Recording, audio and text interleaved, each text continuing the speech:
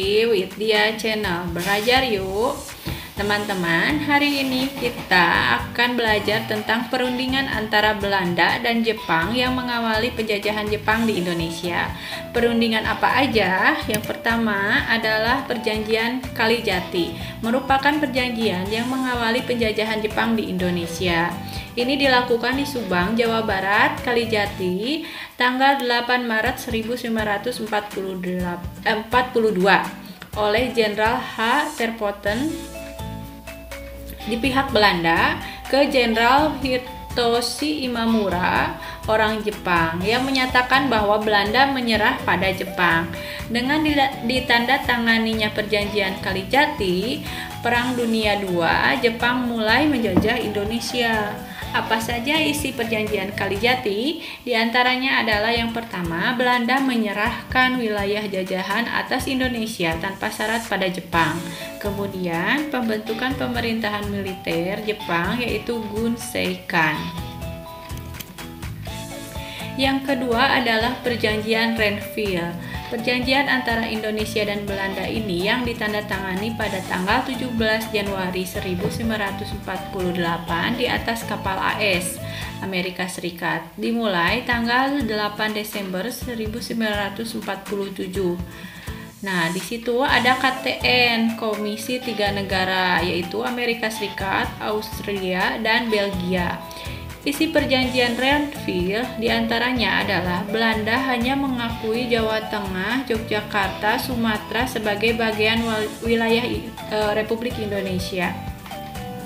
Yang kedua adalah disetujuinya demarkasi yang memisahkan antara Indonesia dan daerah pendudukan Jepang. Yang ketiga, TNI ditarik mundur dari daerah kantongnya, yaitu daerah Jabar dan Jatim. Yang ketiga adalah Perjanjian Rumroyen. Perjanjian Rumroyen atau Rumvanrooien itu dilaksanakan di Indonesia dan Belanda pada tanggal 14 April 1949, ditandatangani ini pada tanggal 7 Mei 1949, yaitu di Hotel Des Indes Jakarta. Muhammad Rum dari Indonesia dan Herman van Rooyen dari Belanda itu menyelesaikan masalah kemerdekaan Indonesia sebelum KMB di Den Haag. Isi kesepakatan dari Perjanjian Rumroyen ini yaitu 1. Angkatan bersenjata Indonesia akan menghentikan semua aktivitas gerilyanya. Kemudian pemerintahan RI akan menghadiri KMB. Yang ketiga, pemerintahan RI dikembalikan lagi ke Yogyakarta. Yang keempat, Angkatan bersenjata Belanda akan menghentikan semua operasi militer dan membebaskan semua tahanan perang. Yang keempat adalah Perjanjian Bongaya, di mana perdamaian ini ditandatangani pada tanggal 18 November 1667 di Bungaya antara Kesultanan Gowa dengan VOC Koningsspelman, menghasilkan deklarasi kekalahan Gowa dari VOC. Isi Perjanjian Bongaya ini 1. VOC harus dibebaskan dari bea dan pajak ekspor impor. Yang kedua, pemerintahan Gowa harus menutup negerinya dari atau bagi semua bangsa kecuali Belanda yang di Makassar. Yang kelima ada Perundingan Linggarjati, yaitu perundingan antara Indonesia dan Belanda di Linggarjati yang diketuai oleh Sultan Syahrir, di mana Sultan Syahrir ini adalah Perdana Menteri Indonesia. Tim komisinya Jenderal Spiro Meercam, Lord Killam sebagai mediator dari Inggris. Kemudian disetujuilah sehingga status kemerdekaan Republik Indonesia. Hasil perundingan Linggarjati ditandatangani di Istana Merdeka pada tanggal 15 November 1946 dan ditandatangani oleh dua pihak pada tanggal 25 Maret 1947. Isi perjanjian Linggarjati yang dilaksanakan pada 10 November 1946 adalah Belanda mengakui secara de facto wilayah RI, yaitu wilayah RI, Jawa, Sumatera, dan Madura. Kemudian yang kedua adalah Belanda harus mengakui wilayah Indonesia paling lambat pada tanggal 1 Januari 1949. Yang ketiga adalah pihak Belanda dan Indonesia harus sepakat membentuk RIS. Yang keempat, Commonwealth tentang persemakmuran Indonesia Belanda, di mana Indonesia harus bergabung dalam Commonwealth. Alasan yang melatar belakangi perbedaan sikap Jepang diterima baik di Indonesia adalah yang pertama, Jepang menyatakan bahwa kedatangannya di Indonesia tidak untuk menjajah melainkan bermaksud untuk membebaskan rakyat Indonesia dari belenggu penjajahan Belanda, katanya. Yang kedua, Jepang melakukan propaganda melalui gerakan 3A, yaitu Jepang Cahaya Asia, Jepang Pelindung Asia, dan Jepang Pemimpin Asia. Yang ketiga, Jepang mengakui sebagai saudara tua bangsa Indonesia yang datang dengan maksud membebaskan rakyat Indonesia.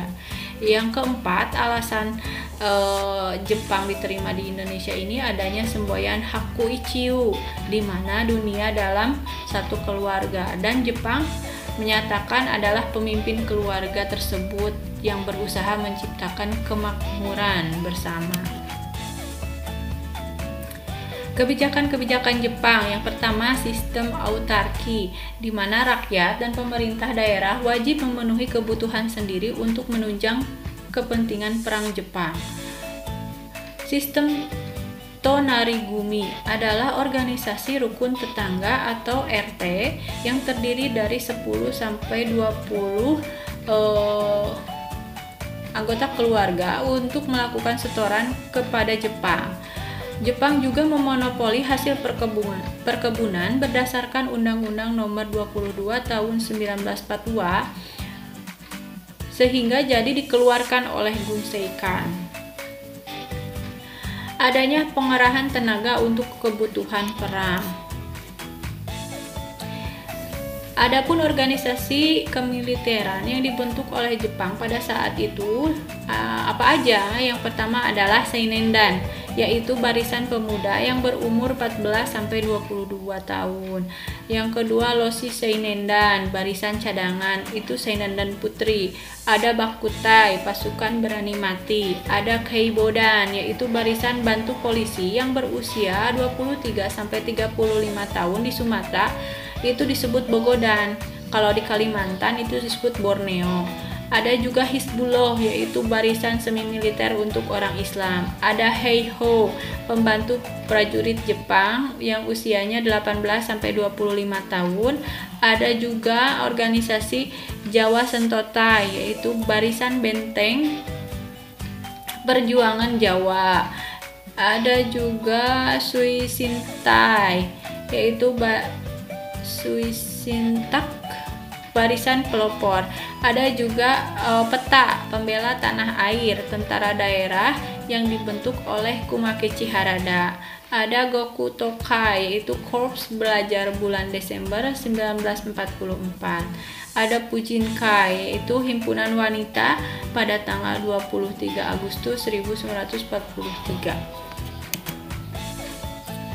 Mobilitas sosial bentukan Jepang diantaranya adalah Kinrohoshi, yaitu latihan kerja paksa. Ada Romusa, kerja paksa tanpa bayar selamanya. Merugikan ya pokoknya. Kemudian ada RT, pembentukan Tonarigumi. Ya, sekian, terima kasih pembahasan kali ini. Mudah-mudahan banyak manfaatnya. Kalau kekurangan mohon dimaafkan, atau bisa masukannya dikoreksi ya kalau ada yang salah. Terima kasih. Wassalamualaikum warahmatullahi wabarakatuh. Jangan lupa di subscribe.